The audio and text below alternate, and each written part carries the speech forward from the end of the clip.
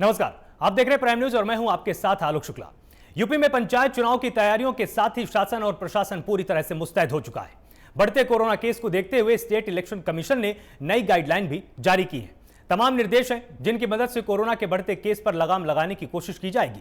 Corona को देखते हुए राज्य निर्वाचन आयोग की तरफ से जारी गाइडलाइन के मुताबिक मतदान से पहले मतदान केंद्रों को सैनिटाइज भी कराया जाएगा। वहीं सभी मतदान कर्मियों को मास्क पहनना और सभी के मोबाइल में आरोग्य सेतु ऐप होना अनिवार्य किया गया है। उधर दूसरी तरफ नामांकन दाखिल करने वाले लोगों के लिए भी मास्क लगाना अनिवार्य किया गया है। मास्क के बिना रिटर्निंग अधिकारी के रूम में जाने की इजाजत नहीं दी जाएगी। नामांकन पत्र पेश करने के लिए भी सिर्फ उम्मीदवार और उसके साथ एक और व्यक्ति को ही रिटर्निंग अधिकारी के रूम में जाने की इजाजत होगी। इसी पर आज की हमारी बहस होने वाली है। तमाम मेहमान हमारे साथ जुड़े हुए होंगे। सबसे पहले आइए मैं आपको उनसे रूबरू करा देता हूं। अशोक पांडे, प्रवक्ता बीजेपी, बहुत बहुत स्वागत है आपका प्राइम न्यूज पर। हमारे साथ चंद्रमोहन होंगे, प्रवक्ता कांग्रेस से, बहुत बहुत स्वागत है आपका प्राइम न्यूज पर। हमारे साथ कपिल श्रीवास्तव होंगे, प्रवक्ता सपा हैं, बहुत स्वागत है आपका प्राइम न्यूज पर। और आरबी उपाध्याय राजनीतिक विश्लेषक के तौर पर हमारे साथ जुड़े हुए होंगे। अशोक पांडे, सबसे पहले आपके पास ही आते हैं कि लगातार देखिए कोरोना के लेकर गाइडलाइंस भी सामने आ चुकी हैं।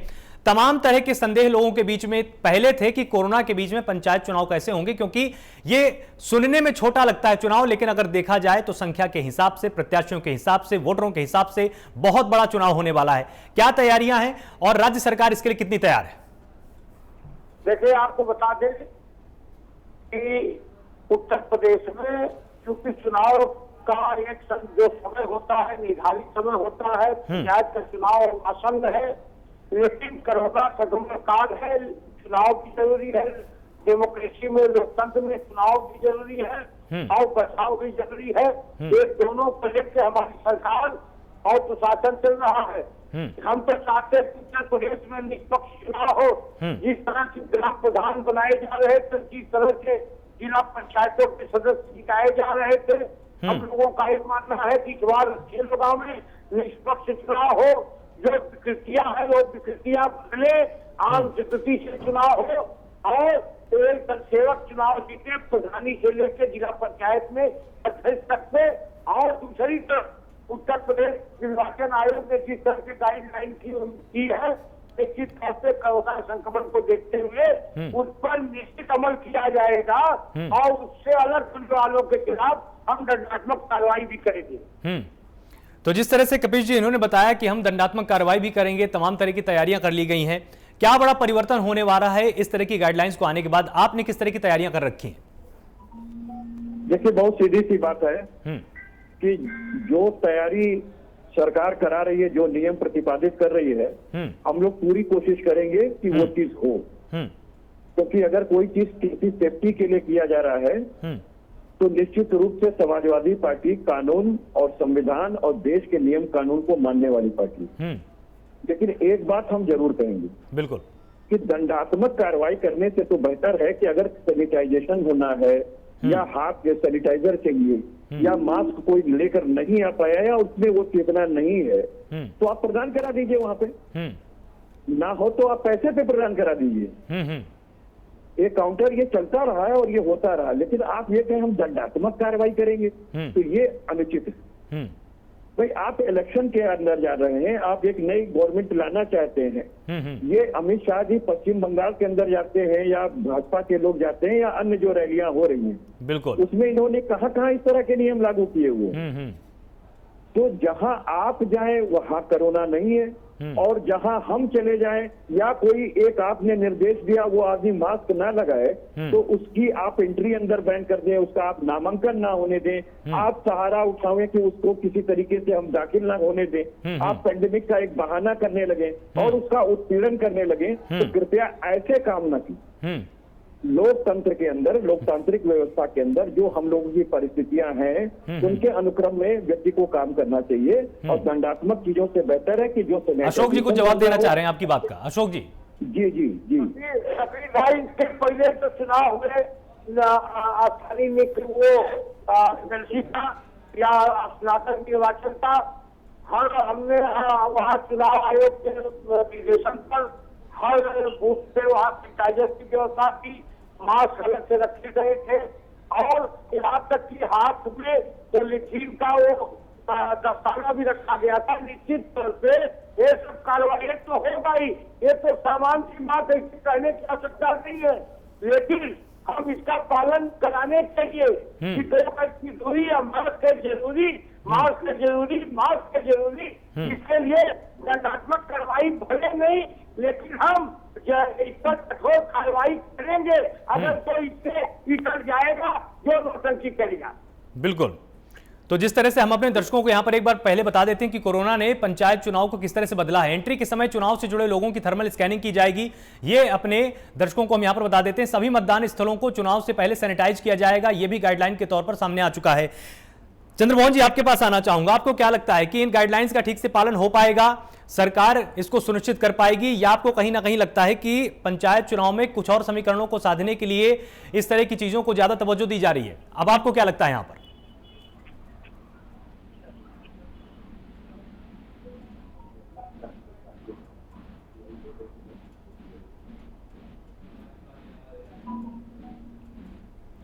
चंद्रमोहन जी, आपकी आवाज अभी हम तक नहीं आ रही है, एक बार पहले हम इसको दुरुस्त करा लेते हैं। तब तक मैं आरबी उपाध्याय आपके पास आता हूं। जिस तरह से कोरोना की नई गाइडलाइंस पंचायत चुनाव के दौरान में आई हैं, लगातार हम अपने दर्शकों को ग्राफिक्स के माध्यम से यहां पर समझा भी रहे हैं कि चुनाव के काम से जुड़े सभी लोगों को फेस मास्क लगाना बिल्कुल अनिवार्य कर दिया गया है, कि जो भी इस प्रक्रिया में रहेंगे उनको लगाना पड़ेगा, और साथ ही आरोग्य सेतु ऐप भी सभी के पास होना जरूरी होगा, जिसमें वो पूरी तरह से उसमें ग्रीन जो सिंबल है वो उसमें आना चाहिए, कहीं सर भी वो रेड या ऑरेंज नहीं होना चाहिए। सभी मतदान स्थलों को चुनाव से पहले सैनिटाइज कराया जाएगा। इन नियमों का कितना बड़ा फर्क इस चुनाव में पड़ने वाला है, आरबी उपाध्याय जी? देखिए, लोग आजकल अवेयर हैं और जागृत हो चुके हैं। ये बात अलग है कि भी कुछ लोगों को छोड़ दिया जाए, तो ज्यादातर लोग कोशिश यही कर रहे हैं कि भी जो गाइडलाइन है उनका पालन किया जाए। अब देखिए, बात जहाँ राजनीति में आती है तो आप देखेंगे इतनी बड़ी बड़ी रैलियां हो रही हैं, 5 राज्यों में इलेक्शन है, वहाँ कितना सोशल डिस्टेंसिंग है, कितने लोग फेस मास्क लगाए हुए हैं, कितना सैनिटाइजेशन हो रहा है वहां पर, और कितनों की थर्मल स्कैनिंग हो रही है। बिल्कुल। तो देखिए, दोनों में बड़ा फर्क है। ठीक है, वो स्टेट का इलेक्शन है, लेकिन वहां भी कोरोना तो कोरोना है, एक वायरस है। वो ये नहीं देखता कि ये स्टेट इलेक्शन है या ये पंचायत का चुनाव है, वो तो फैलेगा, तो भी सभी जगह फैलेगा। तो देखिए, नियम कानून बनाना एक अलग बात है, लेकिन आप कितने उनके प्रति गंभीर हैं और कितना पालन कर रहे हैं, वो किसी से छुपा नहीं है। देखिए, अभी जो भी रैलियां हो रही हैं और जो भी पद यात्राएं हो रही हैं या रोड शो हो रहे हैं, तो कितने लोग हैं जो इन सब चीजों को फॉलो कर रहे हैं, जबकि शासन और प्रशासन तो वहां भी है। वहां भी जो गाइडलाइन है वो यही गाइडलाइन प्रभावी होती हैं। तो पंचायत इलेक्शन में कितना इनका पालन होगा, कितना पालन सुनिश्चित किया जाएगा, ये देखने वाली बात होगी। रहा, जब देखिए आप 5 आदमी होंगे और बहुत ज्यादा लोगों को इकट्ठे नहीं कर सकते हैं, तो जो चुनाव का परिदृश्य है वो बदला बदला सा नजर आता। बिल्कुल। क्यों, आप देखेंगे जिस तरह पार्टियां होती हैं, खाने की व्यवस्था होती है, पीने की व्यवस्था होती है, और वहाँ जो भीड़ होती है किस तरीके से कंट्रोल किया जाएगा। ये बात अलग है कि आपने एक नोडल अफसर बना दिया और वो नोडल अफसर की ड्यूटी है कि जो गाइडलाइन है अभी उनको फॉलो कराएं। अब ये देखा जाता है कि भाई पुलिस प्रशासन या जो भी लोग कार्रवाई करते हैं, तो आपने देखा होगा अभी कि भाई दंडात्मक कार्रवाई हो जाएगी, फिर एक इस तरह के शिकायतें सामने आएंगी कि भी हम विपक्षी थे, वो सत्ताधारी दल था, तो उसके प्रति तो कार्रवाई नहीं की गई क्योंकि हम विपक्षी हैं, विपक्षी दल हैं, और तो हमारे खिलाफ कार्रवाई हुई है। तो बहुत सारी चीजों का जो एक परिदृश्य है वो बदलेगा, लेकिन देखिए, ये हम सबके हित में है। कोरोना गाइडलाइन का पालन करना कोई सरकार के लिए नहीं है, ये हम सबके लिए है।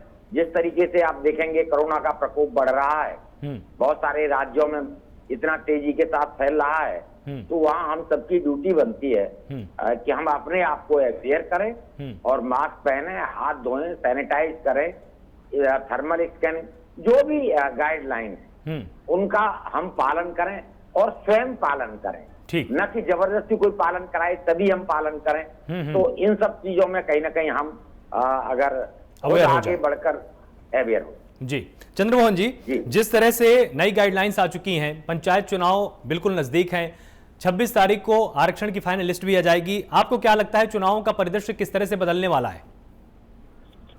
देखिए, जो कोरोना की गाइडलाइंस आई है उसका तो पूरा देश और पूरा जनमानस स्वागत करेगा, क्योंकि एक ऐसी आपदा है जिससे हमें सबको मिलकर लड़ना है और वो लड़ना भी चाहिए, क्योंकि वो आपदा कहीं हमारे घर परिवार और हमारे शहर या हमारी गली कूचे में ना आ जाए। लेकिन बात है कि जो पालन करने का नियम बनाना चाहते हैं, जो दंडात्मक कार्रवाई देने की बात करना चाहते हैं, तो उनको आईना देखकर अपने ऊपर जल्दी देख लेना चाहिए, क्योंकि जो अपनी वो रैलियां करते हैं और अपनी रैलियों के अंदर जो प्रचंड बहुमत को इकट्ठा करते हैं, जो जैसे भी करते हैं, उसके बाद वहां नियम कायदे कितने होते हैं, तो मेरे ख्याल पालन करके दंडात्मक कार्रवाई पहले वहां कर दे, ताकि निकाय चुनावों में एक उदाहरण साबित हो जाए कि हाँ, इस तरह की भी सरकार थी जो जहां चुनाव हो रहे थे और वहां उनसे कोई गलती हुई थी, तो एक अच्छा मोरल उत्तर प्रदेश के अंदर निकाय चुनाव में सामने आ जाएगा।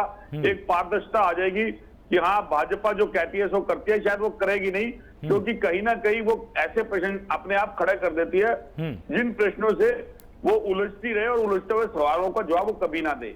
अब निकाय चुनावों के परिदृश्य के अंदर देखिए, आज कोरोना आपदा ने एक चुनाव प्रक्रिया ही नहीं, आप देखिए कि भगवान के दर्शन की प्रक्रिया को भी बदल दिया है कि आज आप मंदिर में जाएंगे तो आप वहां पर भी वो दर्शन उस तरह से होते हैं जो एक मतलब एक नियम को पालन करके। तो ऐसे नियमों का तो मैं नहीं समझता हूँ कि कोई भी व्यक्ति या कोई भी बंदा उल्लंघन करेगा या नहीं करना चाहता, लेकिन उसके अंदर आपकी मंशा की पारदर्शिता पे जरूर सवाल उठेगा। आप जो ऐप की बात कर रहे हैं कि वो ऐप होना जरूरी है, अब उसके अंदर कई मतदाता ऐसे भी होंगे जिनके पास वो फोन ही नहीं है, क्योंकि ऐसा नहीं है कि एंड्रॉइड फोन सारे मतदाता के पास है, वो सिस्टम नहीं है। तो ये जो नियम कायदे बनाए जा रहे हैं, इसके पीछे मंशा क्या है? तो कहीं आप एक सफेद चीज के पीछे काला दाग और काली मंशा लेके तो नहीं खड़े हुए हैं। आप ये दंडवत कार्रवाई करके कहीं उन लोगों को धमकाना तो नहीं चाह रहे जो आपके अगेंस्ट वोट देना चाह रहे हैं। तो ये सब चीजें प्रश्न उठेंगी। लोकतंत्र है, लोकतंत्र के अंदर जब कोई नियम कायदे बनते हैं तो वो सबको साथ और संज्ञान में लेके बनने चाहिए, सबके कायदों को समझना चाहिए। ये पारदर्शिता निकाय चुनावों की अभी आने वाले यूपी के लिए भी डिसाइड होगी जब असेंबली इलेक्शन होंगे। तो ये भी प्रश्न चिन्ह खड़ा हो जाएगा, जो मैंने 3 प्रश्न खड़े करे हैं। पहला प्रश्न ये कि आप धमका किसको रहे हैं, धमका कहीं आप इसके प्रदर्शन उन लोगों को तो नहीं है कि जो आपके अगेंस्ट वोट देना चाहते हैं। दूसरे कि आप कहते हैं कि वो ऐप रंगे सेतु ऐप उसको लेनी है, तो क्या आपने पूरे देश को एंड्रॉइड फोन अवेलेबल करवा दिए हैं? जिसके पास एंड्रॉइड फोन नहीं है तो क्या वो वोट नहीं डाल पाएगा? तो आप किस तरह का मैसेज देना चाहते हैं, ये अभी तक इन्होंने मतलब आपका कहीं ना कहीं संकेत यह है कि जो सत्ताधारी दल है या जो सरकार है वो इन नियमों की आड़ में कहीं ना कहीं विपक्ष को भी धमकाने की यहां पर कोशिश कर सकते हैं और मतदाताओं को भी डराने की कोशिश कर सकते हैं कि जिनके पास एंड्रॉइड फोन नहीं है उनको मतदान स्थल से ही दूर कर दिया जाएगा। बिल्कुल सर, बिल्कुल तथ्यबद्ध। तो यहां पर जिस तरह से आप ये कहना चाह रहे हैं, आपका सीधा से है कि इन गाइडलाइंस के सहारे कहीं ना कहीं दुरुपयोग होगा। कपीश जी, जिस तरह से चंद्रमोहन जी की ये आशंका है, आपको इसमें कितनी सच्चाई नजर आती है? आपको लगता है कि इस तरह का दुरुपयोग हो सकता है?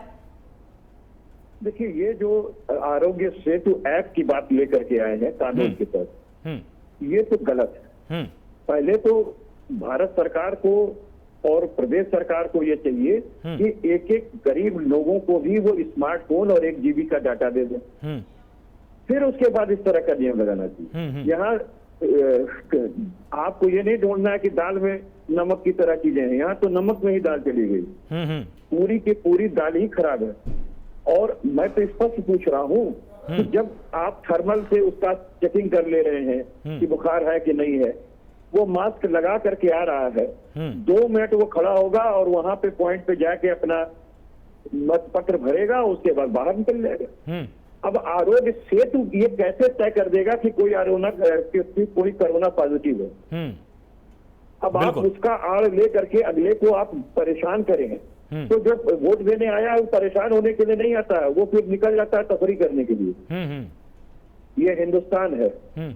तो मैं बहुत सीधी सी बात जानता हूं कि भारतीय जनता पार्टी आरोग्य सेतु ऐप का लेकर के बहाना वो निश्चित तौर पे उन लोगों के साथ साजिश करेगी जो इनको वोट देना नहीं चाहते हैं, वरना इनको आरोग्य सेतु ऐप हटा लेना चाहिए। क्या ये दक्षिण भारत में गए, बिहार में इन्होंने चुनाव कराए, पश्चिम बंगाल में कराए, क्या ये आरोग्य सेतु ऐप लागू किए? नहीं लागू किए। तो मैं तो सीधी बात कह रहा हूं कि सरकार अपनी जिम्मेदारी ले, पहले आप सबको स्मार्टफोन बांट दो और 1-1 GB का डाटा बांट दीजिए हर महीने। उसके बाद आप आरोग्य सेतु ऐप को आप लागू कर दीजिए।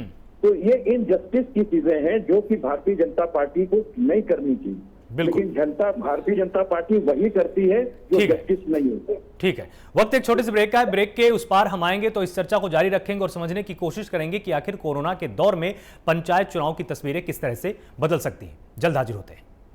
ब्रेक के बाद आप सबका स्वागत है। ब्रेक में जाने से पहले हम इस बिंदु पर चर्चा कर रहे थे कि कहीं कोरोना गाइडलाइंस का सत्ताधारी दल द्वारा दुरुपयोग तो नहीं होगा। आरबी उपाध्याय, आपके पास आना चाहेंगे। जिस तरह से यहां पर कांग्रेस और सपा ने एक आशंका जताई है, इनका यह कहना है कि कहीं ऐसा तो नहीं होगा कि इन गाइडलाइंस के जरिए हमको तंग किया जाए, उन मतदाताओं को परेशान किया जाए जो कि इनके विरोध में मतदान करने के लिए जा रहे हैं। अब ये कैसे ये जान पाएंगे, ये तो बात अभी नहीं की जा सकती, लेकिन क्या इन नियमों का दुरुपयोग हो सकता है क्या? देखिए, करने को सत्ताधारी दल कुछ भी दुरुपयोग कर सकता है उन सब चीजों का, और ये कहना कि भाई हमें मत देगा या नहीं देगा, तो मतदाता के कोई भी चेहरे पर नहीं लिखा हुआ कि वो जाके किसको मत देगा, तो ये आइडेंटिफाई करना मेरे ख्याल से संभव नहीं है। रहा कुछ चीजें हैं, अतिशयोक्ति होगी कि जैसे आप आरोग्य सेतु ऐप की बात कर रहे हैं, हकीकत है कि बहुत सारे लोगों के पास फोन नहीं है, और अगर फोन है भी तो वो एंड्रॉइड नहीं है जिसमें कि आरोग्य सेतु ऐप डाउनलोड किया जाए। तो उस तरह की जो परेशानी है, जो जेन्युइन है, स्वाभाविक है, उन पर कहीं विचार करने की जरूरत है और उनमें बदलाव करने की जरूरत है। और देखिए, जब वहाँ मास्क आप बांटेंगे, या तो ये है कि भाई वो लेके आए मास्क, अपना मास्क लाएगा, या जो मतदान केंद्र है उस पर आप सबको देंगे, जो भी मतदाता वहां पर आ रहा है वो अपने आप सैनिटाइज करके आएगा, अशोक जी आपके पास आप हाथ तो बहुत सारी चीजें क्लियर होंगी, तब पता लगेगी। और अगर ज्यादा हर्डल्स क्रिएट होंगे तो मतदाता उतना उत्साह नहीं दिखाएगा मतदान में। वो कहेगा मैं जाऊं, लाइन में लगूं, थर्मल स्कैनिंग कराऊंगा, ये करूंगा, वो करूंगा। तो वो जो चीजें हैं उससे चीजें कहीं ना कहीं मैं समझता हूं खराब होंगी। तो बेटर यही होगा कि बहुत सारी चीजों पर अभी गहन विचार करने की जरूरत है, जिससे कि चीजों को प्रॉपर किया जा सके। और देखिए, दुरुपयोग और सदुपयोग ये तो इच्छा शक्ति के ऊपर डिपेंड करता है कि भाई किसकी इच्छा शक्ति क्या है। भाई दुरुपयोग तो आप देखेंगे कि भाई सीबीआई का भी होता है, और सुप्रीम कोर्ट को कहना पड़ा कि भाई सीबीआई, सुप्रीम कोर्ट की टिप्पणी जब करनी पड़ जाए सुप्रीम कोर्ट को, तो उससे बड़ी गंभीर समस्या क्या हो सकती है कि भाई सीबीआई तो पिंजरे में बंद होता है, वो सुप्रीम कोर्ट को कहना पड़ा था। तो देखिए, ये तो सदुपयोग होगा, दुरुपयोग होगा, लेकिन मैं इसमें नहीं जाना चाहूंगा। लेकिन कोरोना गाइडलाइन का पालन करना बहुत जरूरी है, जिससे कि जो एक वायरस है जिस तेजी के साथ फैल रहा है, बिल्कुल, और एक बहुत बड़ी समस्या है, तो हम सब अवेयर होंगे और कोशिश करेंगे, तो स्वाभाविक है कि हम इस महामारी से पार पा सकते हैं और अपने आप को सुरक्षित रख सकते हैं। हम किसी और के लिए नहीं कर रहे हैं, हम जो भी गाइडलाइन है उनका जो पालन कर रहे हैं, हम अपने लिए कर रहे हैं, अपने परिवार के लिए कर रहे हैं, अपने पड़ोसियों के लिए कर रहे हैं और अपने देश के लिए कर रहे हैं। ठीक, जब इस भावना के साथ अगर गाइडलाइन का पालन होगा तो हर व्यक्ति अच्छा से गाइडलाइन का पालन करेगा। और अगर इस तरीके से सोच का फर्क है, आप सोचेंगे कि भी जबरदस्ती मेरे ऊपर ये मास्क थोपा जा रहा है, जबरदस्ती सैनिटाइजेशन कराया जा रहा है, तो आप उतना गंभीरता के साथ नहीं ले रहे। तो देखिए, जो गाइडलाइन है उन्हें गंभीरता से लेने की जरूरत है, और गंभीरता से जो भी प्रत्याशी हैं, सरकार है, विपक्षी दल है, जो भी लोग हैं, हम सबका दायित्व बनता है कि वो गाइडलाइन हम सबके भले के लिए है, समाज के भले के लिए है। तो हम सब उनका अक्षरशः पालन करें और शासन और प्रशासन को सहयोग दें, जिससे कि कोरोना वायरस को या कोरोना महामारी को कहीं शिकस्त दी जा सके। तो ये हम सब की ड्यूटी है। बिल्कुल अशोक जी, जिस तरह से कांग्रेस का और सपा का ये डर है कि आप कोरोना गाइडलाइंस के जरिए उनको कहीं ना कहीं पीछे कर सकते हैं, ये डर कितना जायज है? या हम सभी को मिलकर, कि चाहे उसमें मीडिया हो, चाहे वोटर हो, चाहे पक्ष हो, विपक्ष हो, सभी को मिलकर इन गाइडलाइंस का सम्मान करना चाहिए, तभी पंचायत चुनाव सफल हो पाएगा? ये बिल्कुल आपकी बात से, उपाध्याय जी की बात से मैं पूर्ण सहमत हूँ कि यहाँ दलों के दलके से ऊपर उठ के आम जनता को, सामान्य जनता को अपने लिए, समाज के लिए, अपने को बचाने के लिए गाइडलाइन का पालन करना चाहिए। कोरोना को राजनीति में लाना ही नहीं चाहिए, क्योंकि कोरोना तो महामारी है, राजनीतिक विषय नहीं है। इसकी दुर्भाग्यजनक है जो लोग इसे राजनीतिक विषय भी बनाते हैं। जब इस देश में वैक्सीन बनती है तो दुनिया हर्ष व्यक्त करती है, तो कहा जाता है कि हम वैक्सीन नहीं लगवाएंगे मोदी जी का बनाया हुआ, जबकि सामान्य जन उस वैक्सीन को लगा रहे हैं। जबकि इस देश के कुशल वैज्ञानिकों को बधाई देना चाहिए, मेडिकल से जुड़े वैज्ञानिकों को बधाई देना चाहिए। उस दौर में भी राजनीति करने का खूब प्रयास किया गया। आपने देखा होगा कोई एमएलसी बोलने लगा इनकी पार्टी का, इस हो जाएगा आदमी। कल मैंने देखा वैक्सीन भी लगा ली है। लगवाना सबको जरूरी है, जिंदगी बचाना रवानी जरूरी है, जिंदगानी जरूरी है। इसलिए मेरा ये मानना है कम से कम कोरोना को इसमें इस राजनीति का हिस्सा नहीं बनना चाहिए।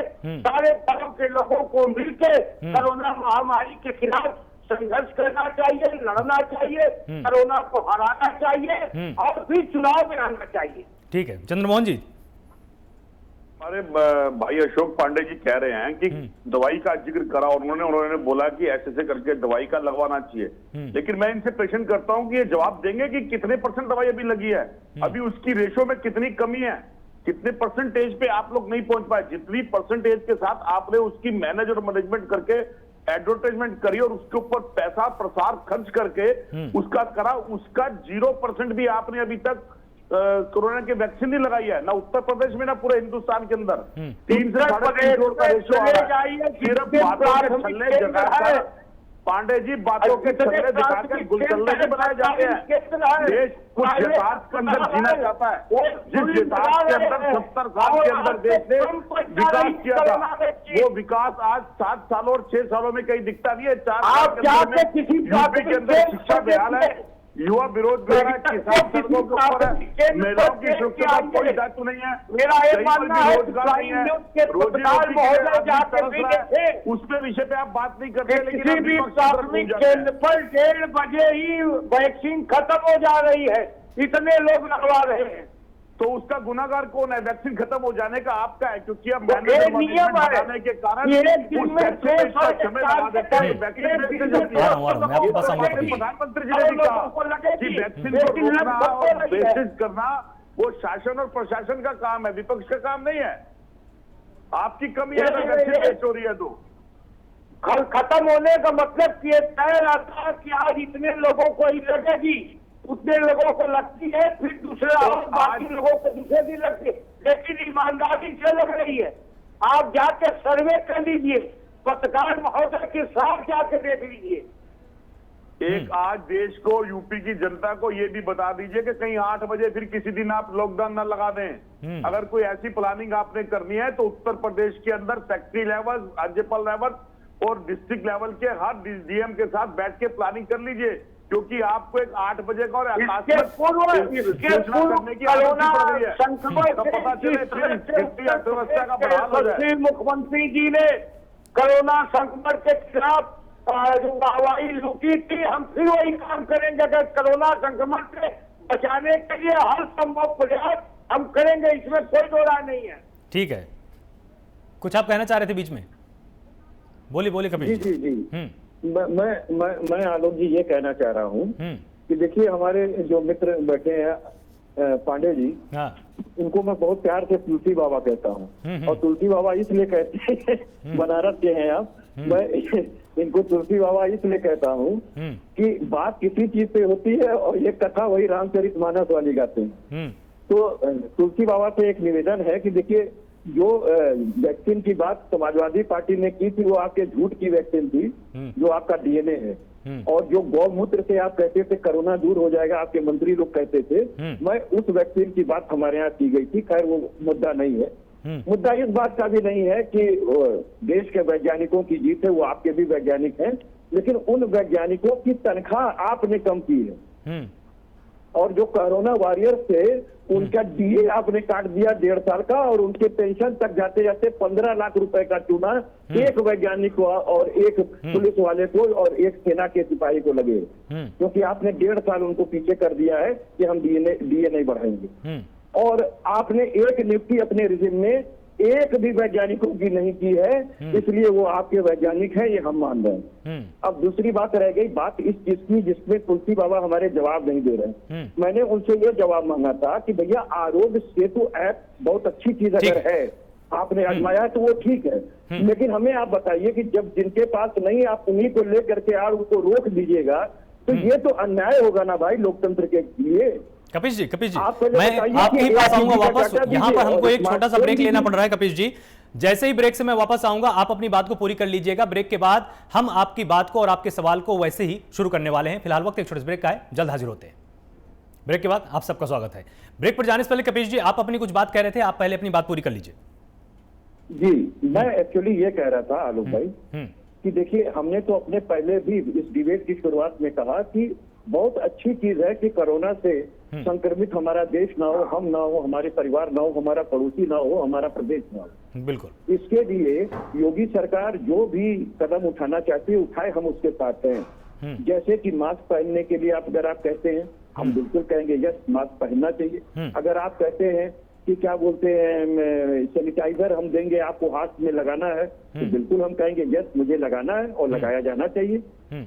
अगर आप ये कहते हैं कि आरोग्य सेतु ऐप आपके पास होना है तो ये इनजस्टिस की बात है, क्योंकि ये देश में ज्यादातर लोग गरीब हैं। अभी पावर्ड लाइन आप उनसे पूछ लीजिए, आंकड़ा दे देंगे आपको कि 20 रुपए रोज कमाने वालों की भी संख्या कम है और सफेद कार्ड इन्होंने इशू किए हैं। कहाँ से वो स्मार्टफोन ले आएगा? लेकिन क्या आप उसका वोट देने का अधिकार छीन लेंगे क्योंकि वो गरीब है, इसलिए वो गांव की सरकार नहीं चुनेगा? तो ये ऐसे ही बातें अनप्रैक्टिकल बातें मत कीजिए जो लोकतंत्र और देश के संविधान और यही नहीं प्राकृतिक न्याय के सिद्धांत के भी विपरीत जाता है।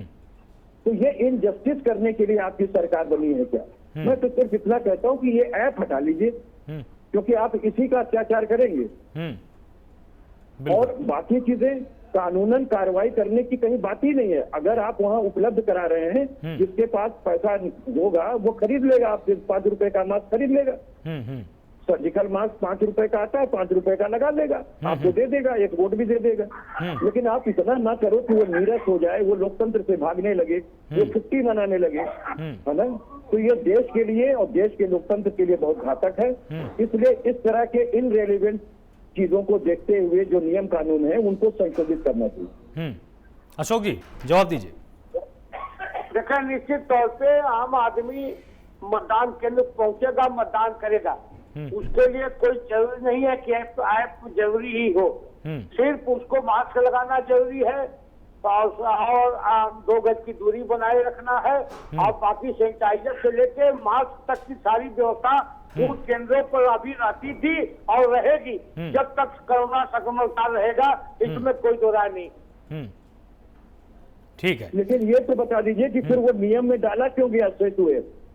आपने कहा बहुत अच्छी बात है, भगवान करे ऐसा ही हो। मैं तो तुलसी बाबा आपकी बात को कह रहा हूँ कि कोई होना चाहिए। और उनको ये ऐप लेने से फायदा है, ये कोरोना संक्रमण से बचाने के लिए।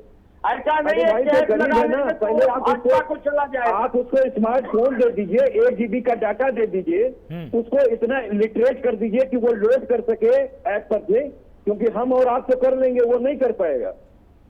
अशोक जी, इनका एक तरह से ये आपसे पूछना है, इनका ये आरोप है जो ये पहले भी दोहरा चुके हैं कि जब बंगाल की बात होती है तब आप इस तरह के नियमों की आप बात नहीं करते हैं। आपको उत्तर प्रदेश में पता है कि किसान आंदोलन के बाद जहां तक कुछ ना कुछ फर्क देखने को मिलेगा, आप जानबूझकर उत्तर प्रदेश में इतना टाइट सिस्टम लाना चाहते हैं ताकि कुछ चीजों से आप बच सकें। इनका आरोप ये है आप पर। देखिए, ये गलत आरोप है, एकदम गलत है। और बंगाल में खाली भाजपा चुनाव नहीं लड़ रही है, सभी दल रैलियां कर रहे हैं, यहाँ नैतिकता की बात बतिया रहे हैं, या उनके दलों के नेता कहीं मास्क लगाए नहीं है, 2 गज की दूरी नहीं बनाए हैं, यहाँ नैतिकता की बात कर रही है। दोहरा मानदंड नहीं चलना चाहिए। दूसरी बात, आपको याद होगा कि महाराष्ट्र की सरकार ने, दिल्ली की सरकार ने जब प्रवासियों को हाशिए पर लाकर खड़ा कर दिया था, तो हमारी सरकार ही थी जो बसों से लाके उनको गांव में रखने का काम किया है। अरे वो लंका कांड समाप्त हो चुका है। आ रहा हूं चंद्रमोहन जी, आपकी बात कांड समाप्त हो चुका है। अब पंचायत चुनाव पे बात चल रही है और आपके नियमों पे चल रही है। कहाँ आप बार-बार रामचरितमानस में चले जा रहे हैं? वाले लोग हैं, इनकी बात छोड़ दीजिए। कपीश जी का कहना है कि आपने अभी तक प्रश्न का उत्तर ही नहीं दिया। दे रहे हैं, बताइए। ये लंका कांड डिस्कस कर रहे हैं, बाढ़ कांड से शुरू हो गया, लंका कांड तक चले जा रहे हैं, लेकिन पंचायत चुनाव पे नहीं जा रहे हैं। पंचायत के चुनाव में वह सब नहीं चलेगा जो लोकतंत्र की हत्या करने वाली चीजें हैं। ये बात है, चुनाव होगा, दूसरी बात वही जो रामरू की रखा और कहा करेक्टर को बढ़ाओ साका, ये टीवी चैनल वाले झूठ पंचायत चुनाव पर डिस्कशन करा रहे हैं। अरे वही होना है जो राम को मंजूर करेगा। ये कह के अपना नागरिक खत्म कर दीजिए, क्योंकि आप बात पर जवाब नहीं दे रहे हैं। इस बार निष्पक्ष और अच्छे ईमानदार प्रत्याशी जीत के आएंगे। तो पहले कौन जीत के आ रहे हैं? जिस तरह से आपने देखा कोऑपरेटिव जो सहकारिता कही जाती है, नहीं अशोक जी, कोऑपरेटिव जो सहकारिता कही जाती है, अशोक जी, दबंगों का कब्जा हो गया था। सुन लीजिए, दबंगों का कब्जा था, माफिया राज का कब्जा था। भारतीय जनता पार्टी ने उस चुनाव को लड़ा, आज अच्छे लोग कोऑपरेटिव में आ गए हैं। इस बार इस चुनाव में भी अच्छे लोग आवे, हमारी सरकार इसके लिए फिर संकल्पित है। ठीक है चंद्रमोहन जी, आप कुछ बीच में कहना चाह रहे थे, आप अपनी बात पूरी। देखिए लोग जी, पहले मैं बात तो कहना कुछ छोड़ रहा, लेकिन मैं पहले अपने बड़े भाई की बात को जवाब दूं। कितने अच्छे लोग आ गए इनकी पार्टी के अंदर, सोनार बंगला करते हैं, एक पार्टी को भ्रष्टाचारी बोलते हैं और भ्रष्टाचारी होकर उसी सोनार बंगला के पार्टी के लोगों को राजीव गांधी जी ने कहा था जाते हैं कि हम केंद्र से 1 रुपया भेजते हैं और ग्राम पंचायत तक पहुंचते कितना पहुंच पाया। अब आप मेरे को बोलने दीजिए, जब आप बोल रहे थे मैं बड़ी तसल्ली से सुनता हूं, तभी जवाब देता हूं। अरे अरण्य कांड खत्म हो गया है, अरण्य काम खत्म हो गया है, पंचायत चुनाव पे आइए। कहाँ रामचरितमानस में चले जा रहे हैं बार बार? बेसिक अलोग्य क्या है कि अभी जो बंगला का कह के इलेक्शन लड़ते चले गए, लेकिन जिस सोनार बंगले से पहले जो यूपी को इन्होंने बनाना था उसको छोड़ दिया। यूपी का खड़ा कर दिया आपने बेरोजगारी की कगार के ऊपर, यूपी का खड़ा कर दी किसानों की बदहाली के ऊपर, यूपी का खड़ा कर दिया आपने असुरक्षा के माहौल के अंदर, यूपी का खड़ा कर दी भय मुक्त कहा था आपने उत्तर प्रदेश, लेकिन भय युक्त और अत्याचार युक्त और बेरोजगारी युक्त और किसानों पर अत्याचार युक्त यूपी आपने बना दिया। अब जिस कोविड की बात करते हैं तो उस कोविड के अंदर मध्यम वर्ग की जो बात है उसका रेशो जो कोविड से पहले 9.9 करोड़ का आंकड़ा था मध्यम वर्ग के लोगों का, जिसकी संख्या घटकर 6.6 करोड़ आ गई है और 19 तक के आंकड़े में 5.7 करोड़ मध्यम वर्ग इस कोविड की आपदा से आलोक जी त्रस्त हुआ है। और उस त्रस्त के अंदर जो गिरा है उसका सबसे ज्यादा स्टेट जो है वो बिहार और उत्तर प्रदेश है। अब उत्तर प्रदेश के अंदर इलेक्शन होने जा रहा है। देखिए पारदर्शिता और मंशा की आप बात देखिए, कहां तो आप बात करते हैं ये बात की कि हमें कोविड से रिलेटेड इलेक्शन करवाना और कोविड के अंदर हमें सभी मापदंड को मानना है। आप मापदंड को मानने के लिए कौन मना कर रहा है? कोई मना नहीं कर रहा। जब आपने देश के अंदर ताली और थाली बजाई थी तो तब ने देश ने ताली और थाली बजाई थी, लेकिन डिस्टेंस भूल गए थे। यही हमारा देश है, क्योंकि अगर किसी को ऊपर चढ़ाता है तो इतना चढ़ा देता है, जब गिराता है तो उसे पता भी नहीं चलता। वक्त ऐसा भी आएगा जब गिरोगे तो पता भी नहीं चलेगा। ऐसा बहुतों के साथ हुआ, तो वो कोई बात नहीं, वक्त आपका आने दीजिए, उसका इंतजार करते हैं। अब विषय आता है कि आपने जो नियम और कायदे बताए हैं उन नियम कायदों से प्रश्न उठ रहे हैं, तो आप उन प्रश्न का कोई जवाब नहीं दे रहे हैं जो आपको देने चाहिए। हमने बोला कि आपने बोला आपके सिस्को ऐप होना जरूरी है, हम आपकी बात का समर्थन करते हैं अशोक पांडे जी, लेकिन आप मुझे बता दीजिए यूपी की गणना के अंदर कितने % लोगों के पास, मैं फिर क्वेश्चन करता हूं, एंड्रॉइड फोन है या फोन है? मेरा दावा है कि आज भी यूपी के अंदर 40 से 45% लोग ना तो फोन इस्तेमाल करते हैं ना उनके पास एंड्रॉइड फोन है, क्योंकि उनके पास जिनकी दिहाड़ी के पैसे भी नहीं आते, जो मध्यम वर्ग से नीचे हैं, बुनकर और समाज स्किल इंडस्ट्री के लोग हैं, जिनका इन्होंने बिल्कुल बदहाली और बेड़ा गर्क कर दिया है सरकार के अंदर आके। आपने एक पोलराइजेशन कराया देश के अंदर, वो पोलराइजेशन सिर्फ यही है कि धर्म, मजहब और हिंदुत्व के नाम पे वोटों को बांट दो। जब आपके ऊपर प्रश्न उठे तो आप जय श्री राम का नारा लगा दो। जय श्री राम का नारा तो मैं भी लगाता हूं, लेकिन मेरा जय श्री राम सबको साथ लेके चलने का है। मेरा जय श्री राम मेरा और मेरे मजहब और धर्म का ठेकेदार नहीं है, क्योंकि सरदार भगत सिंह जी ने भी यही कहा था, इंसान के अंदर इंसानियत और उस इंसानियत की बखूबी होनी चाहिए, तभी एक अच्छा सेक्युलरिज्म पैदा होता है, तभी एक अच्छा सोशल एटमॉस्फेयर पैदा होता है, जिनकी आज सरदार भगत सिंह की जयंती है। उन्होंने भी इस तरह के कटाक्ष उस समय की सरकार, चाहे वो कांग्रेस की रही हो चाहे ब्रिटिश हुकूमत की रही हो, उन्होंने यही कहा था कि जो देश की आजादी हम लड़ने जा रहे हैं, इसके अंदर मजहब धर्म की राजनीति नहीं चाहिए, देश के अंदर दीन और हिंदुस्तान की राजनीति चाहिए। आज भी देश के अंदर वो चाहिए, लेकिन आपके पास ओजस्वी और तेजस्वी वाणी सिर्फ मजहब और धर्म की है। देश के लिए आपके लिए कुछ नहीं है। देश ठीक है, आपको प्रचंड बहुमत मिला है, वो हम मानते हैं, प्रचंड बहुमत मिला है, कुछ कमियां रही होंगी या देशों अशोक जी आपको जवाब देना चाहते हैं, बरगलाने में आप मार रहे होंगे। दीजिए अशोक जी जवाब। अशोक जी देखिए, आपको बता दें कि अभी थाली बजाने की बात कहा सब साथी ने, और जन जागरण करने के लिए थाली बजवाया हमने, तो उसी थाली में वैक्सीन परोस दिया। आज देश की जनता कह रही है कि जो थाली बजाया हमने वैक्सीन परोसा, और वैक्सीन लगभग देश के वैज्ञानिकों ने दिया। अशोक जी, भारतीय जनता पार्टी का कब से हो गया? आपने तो सिर्फ गौमूत्र परोसा था, आपने तो सिर्फ गौमूत्र परोसा था। सरकार, आपके मंत्री नाच रहे थे, गो करोना गो का नारा लगा रहे थे, और गौमूत्र पी रहे थे, खिलाने के लिए सजेशन दे रहे थे। इस देश का वैज्ञानिक भारतीय जनता पार्टी और भाजपा सरकार का कब से हो गया? ठीक है, ताली थाली पर अब नहीं जाते हैं ना, 1 साल हो गए इस चीज को, अब तो इस चीज को पीछे छोड़ दीजिए ना। ठीक है, वो एक व्यंग था उनका, उसको व्यंग के तौर पे ही आप लीजिए ना। पंचायत चुनाव पर अब आपकी क्या तैयारी आगे होने वाली है? चलिए थोड़ी देर के लिए हम उपाध्याय जी के पास एक बार चलते हैं। अशोक जी मैं आ रहा हूं, मैं आपके पास आ रहा हूं, थोड़ा सा प्रश्न यहां पर बदलने की अब हमको जरूरत है। उपाध्याय जी, जिस तरह से नई गाइडलाइंस सामने आ चुकी हैं, तमाम तरह के नए नियम बना दिए गए हैं, प्रधान के लिए भी साफ तौर पर कह दिया गया है कि 5 से अधिक लोगों की भीड़ को इकट्ठा नहीं कर पाएगा, तो ये तो एक बड़ी चुनौती होगी प्रत्याशियों के सामने, क्योंकि इस तरह तो चुनाव आज तक लड़ा ही नहीं गया ना। पहले भीड़ होती है, कारों का काफिला होता है, लोग साथ में उनके पीछे चलते हैं, तब प्रत्याशी को भी लगता है कि हाँ मैं प्रत्याशी हूं। अब 5 लोग अगर उसके साथ चलेंगे तो ये तो बदली सी तस्वीरें होने वाली हैं। इस बीच में चुनाव किस तरह से होने वाले हैं? देखिए आलोक जी, मैं सुन रहा था, अभी कह रहे हैं कि ये रेलिवेंट नहीं है, ये इर्रेलिवेंट है। देखिए, क्या रेलिवेंट है क्या इर्रेलिवेंट है, ये मैं तय नहीं करूंगा और आप तय नहीं करेंगे। बिल्कुल, ये जो एक्सपर्ट लोग होते हैं, वैज्ञानिक होते हैं, वो तय करते हैं, डॉक्टर हैं वो तय करते हैं कि ये रेलिवेंट है या इर्रेलिवेंट है। दूसरी चीज, अभी कपिल जी कह रहे थे कि मास्क इसके पास नहीं है। अरे भाई, करोड़ों रुपए खर्च करते हैं, लाखों रुपए इलेक्शन में जो प्रत्याशी है वो खर्च करता है। तो मैं सत्ता पक्ष विपक्ष किसी की एक की बात नहीं कर रहा कि क्या फर्क पड़ जाएगा कि अगर प्रत्याशियों को बाहर आप खड़े होकर मास्क बांटते रहें कि भी ले जाइए मास्क लीजिए, तो अच्छा होगा। वैसे भी देखिए, राजनीतिकरण करना कोरोना का या दवा का या टीके का मैं नहीं समझता हूँ, मेरी समझ से परे है। बिल्कुल, इन सब चीजों को देखिए, दवा है, डॉक्टर है या साइंटिस्ट हैं, इन सब चीजों को राजनीति से परे रखना चाहिए। इन सब चीज का राजनीतिकरण नहीं करना चाहिए। और देखिए, राजनीति का व्यवसायीकरण हुआ है, राजनीति का अपराधीकरण हुआ है। आप कैसे कहते हैं कि भी अच्छे लोग चुन के आ रहे हैं? अच्छा लोग तो टिकट ही नहीं मिलता है।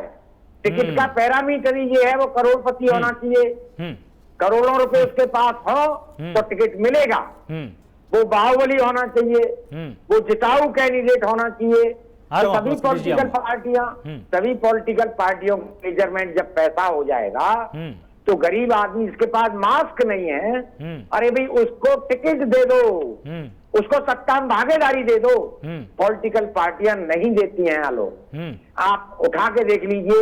ज्यादातर उम्मीदवार अभी जो इलेक्शन कमीशन के जो डाटा हैं वो करोड़पति, अरबपति, लाखपति, मतलब सब पैसे वाले होंगे। तो पैसे वाले लोग बाहुबली और अपराधी होंगे। मैं नहीं कह रहा हूं, ये इलेक्शन कमीशन के आंकड़े बताते हैं। तो बिल्कुल मैं तो कहता हूं ये प्रचार ही बंद होना चाहिए। आप होर्डिंग लगा दीजिए, 2, 4, 10 जगह चिन्हित कर दीजिए, और जिससे कि जो गरीब आदमी है वो भी इलेक्शन, एक चाय वाला है इलेक्शन लड़ सके, एक जो नाई है वो भी इलेक्शन, एक मजदूर जो 20 रुपए रोज कमाता है वो भी इलेक्शन लड़ सके। तब हम कहेंगे एक अच्छी व्यवस्था है। कह देने से सब लोग अच्छे नहीं हो जाते। और रहा देखिए, अभी धर्म की बात आ रही, हिंदुत्व पहले मुद्दा नहीं था, बिल्कुल सही बात। इस बात को पॉलिटिकल पार्टियां समझ लें। लेकिन अब हिंदुत्व मुद्दा है, हिंदू भी जागृत हुआ है।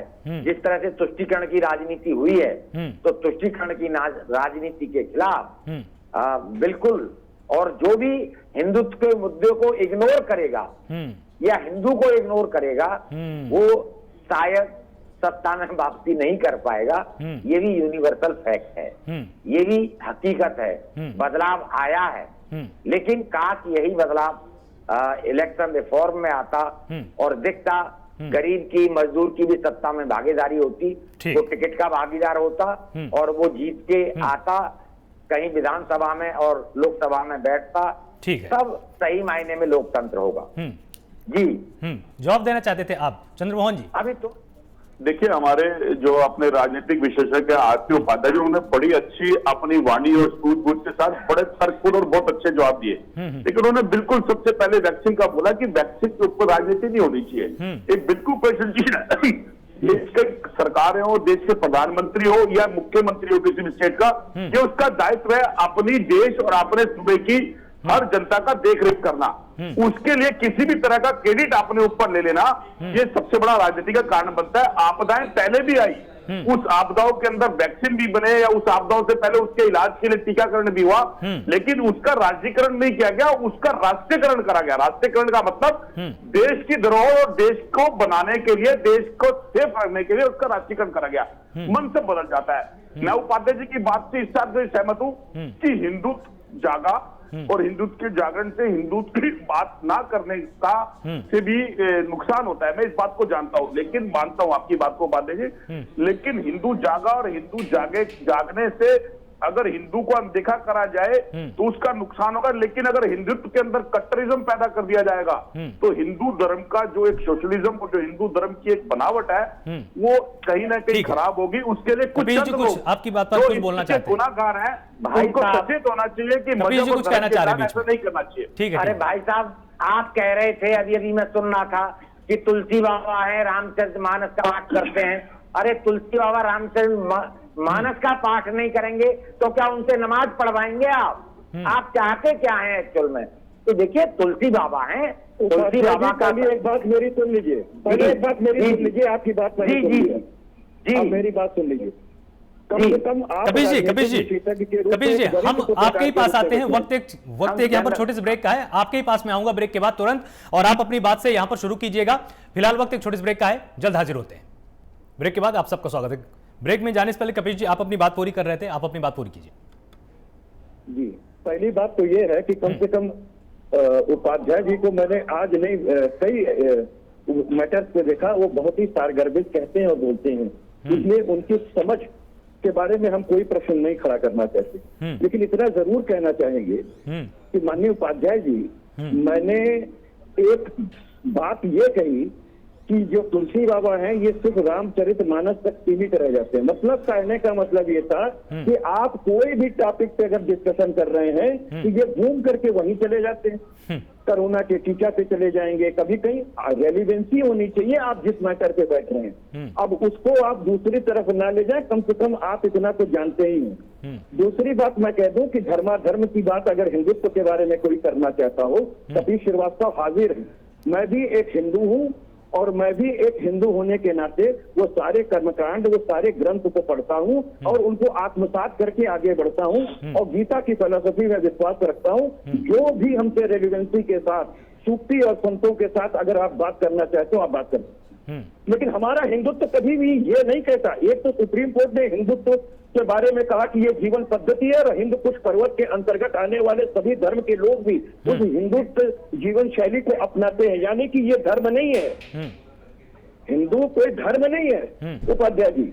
और हिंदू अब जागृत हुआ, ये कहने का क्या मतलब है? हिंदू सो रहा था, हिंदू में बुद्धि नहीं थी, वो प्रज्ञावान नहीं था, वो अपने अधिकारों के प्रति सचेत नहीं था, ये बात नहीं।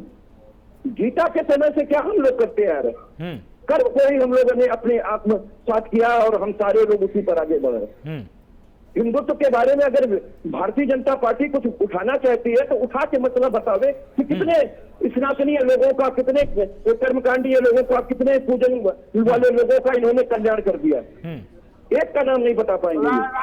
देश बेच दिए, ठीक है, ठीक है। हाथों में बेच दिए। डिबेट फिर दूसरी तरफ चली जाएगी। कपिल जी छोड़ देते हैं इसको, ठीक है, हिंदू धर्म पर नहीं जाते ना, ठीक है। दूसरी चीज बात मैं कहना चाहता हूँ, आप कह रहे हैं मार्च की बात की पार्टियां बांट गई। अरे तुलसी बाबू एक मिनट सुन लीजिए, अरे आपकी बात नहीं हो रही आई, आप बहुत अच्छे इंसान है, प्लीज। अरे सुनिए, बात उपाध्याय जी से हो रही है आज, क्योंकि आज उपाध्याय जी लग रहा है पता नहीं किसी और मूड में थे। मैं एक बात कह रहा हूँ कि आपने कहा मास्क के लिए, आपने कहा एक मास्क के लिए, मास्क अगर प्रत्याशी उपलब्ध कराने लगे या पार्टी उपलब्ध कराने लगे तो उसके खाते में ये चुनाव आयोग से जुड़वा देंगे और वो केस लड़ता फिरेगा साहब। कल्याण करने के लिए ना, जैसे आप अगर घोंसला बनाने की सलाह बंदर को देंगे तो बंदर आपका घोंसला उजाड़ देगा। ये है भारतीय जनता पार्टी और उसकी सरकार। और ये सरकार किस दिन के लिए बनी है? ये सरकार किस दिन के लिए बनी है? ये टैक्सेशन के पैसे से चलती है। अगर हमारे टैक्स के पैसे से ये मास्क अगर जिनके पास नहीं है, गरीब नहीं खरीद सकता, दे देंगे तो क्या चला जाएगा? इनको कौन रोक रहा है? और ये अमित शाह की रैली में कितने मास्क बांट रहे हैं? ये प्रधानमंत्री नरेंद्र मोदी की रैली में कितने मास्क बांट रहे हैं? कितना 2 फीट की दूरी बहुत है जरूरी, ये बाबा से पूछिए कि कहां पर पश्चिम बंगाल में लागू हो रहा है। हम तो ये कह रहे हैं कि ऐप हटा दो, ये ऐप की अनिवार्यता हटा दो। हम ये कह रहे हैं, उस पर आप ना जवाब दे रहे हैं और ना उस पर ये जवाब दे रहे हैं कि कोई गरीब आदमी को लोकतंत्र में वोट देने का अधिकार नहीं है, क्योंकि उसके पास आरोग्य सेतु ऐप नहीं होगा, इसलिए वो परमिशन नहीं होगी उसको अंदर आने की। ये तो लोकतंत्र और संविधान की हत्या है। हम तो कहते हैं कि पहले सारे लोगों की लिविंग स्टैंडर्ड को उतना अप कीजिए कि वो स्मार्टफोन खरीद सके। उपाध्याय जी छोटा सा उत्तर दीजिएगा बिल्कुल। और लिटरेसी इतनी बढ़ाइए कि वो उसमें चीजों पर नोट कर सके और देख सके और जान सके। ठीक है, उत्तर ले लेते हैं कपिल जी। नहीं है तो नियमों में परिवर्तित उत्तर ले लेते हैं, ठीक है, ठीक है कपिल जी, ठीक है, हाँ छोटा सा उत्तर दीजिएगा। हाँ, वो 2 रुपए का या 5 रुपए का मास्क इलेक्शन कमीशन खाते में जोड़ देगा। वो जो भंडारे चलते हैं, खाना है, शराब बढ़ती है, पैसा बढ़ता है, वो भी तो बढ़ता है ना। तो वो खाते में शामिल होता है क्या? आधिकारिक बातों की जहां तक बात कर रहे हैं, जो आधिकारिक तौर पर हो रहा है उस पर मैं किसी पॉलिटिकल पार्टी की बात नहीं